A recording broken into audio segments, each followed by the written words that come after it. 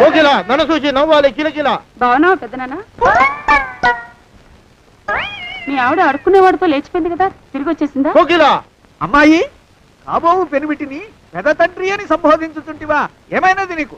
తాతయ్య తాతయ్య నన్ను తాతయ్య అని సంబోధించుతుంటివా? నేను నీ పితామహుడను కాను, జనకుడను గండభేరుండ నామధేయుడను. ఊరుకో తాతయ్య, నువ్వు మా నాన్నవేమిటి? మా నాన్న పేరు హరిగ్రీవుడు. అవును, నేను ఇక్కడున్నానేమిటి?